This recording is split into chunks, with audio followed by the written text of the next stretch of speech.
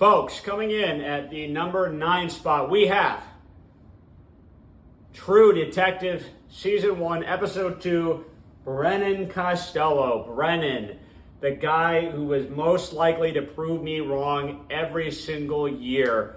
With Brennan, one of the metrics we like to use in the financial world is the alpha metric. By how much does a stock outperformed its expected return? And with Brennan Costello, he's been basically leading the league in alpha every year. Every year he is doubted, and every year he finds a way to be competitive in our league, and last year it was true as well. Unfortunately, every time I look at his team after the draft, I'm just never really that happy with his team. And to his credit, he has defied expectations, but I could only use my eyes and my point of view to analyze this team.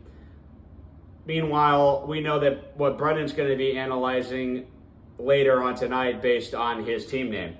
Now, when we look at Brennan's team, what are we buying here? What are we buying? Well, my number one buy here, besides the most obvious buy, which is Patrick Mahomes, we have Jahmyr Gibbs, and I am so excited about Gibbs' outlook this year. I just love the guy in terms of his skill. I think his acumen as a runner is unquestioned, and I think he's going to get so many more opportunities. This could be a huge breakout for Brennan, and if it is, this could carry his team to the playoffs, rendering my assessment meaningless.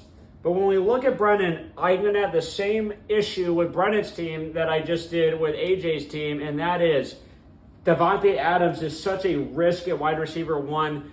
So many market analysts are wondering whether he can return the value of the price that you had to pay to get him. There's so much risk going on with the Raiders offense, like I said, and Davante to me looked like a guy at the end of last year that gave up on his shareholders, stopped trying to return profit, stopped trying to build cash flow, and just decided to kind of take it easy. So I'm not loving Adams. Christian Kirk is another guy that certainly has the potential to go downhill. Again, with this Jags offense, their passing game was kind of a mess last year. None of their receivers, other than Evan Ingram, seemed to really do what they were supposed to be doing and what was the forecasted expectation. So I'm red flagging that as a risk. Goddard's not much of a risk just because you know you're going to get most likely not that much from him week to week. And then, of course, Zach Moss at a very murky Bengals backfield. Overall, I could see this team working out.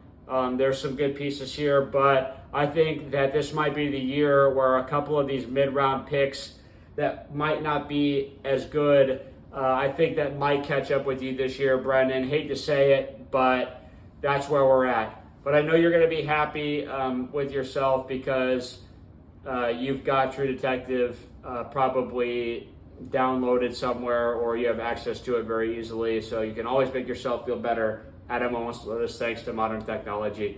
With all that being said, we are going to move on to the number 8 spot in the draft, in the post-draft power rankings is coming up right now.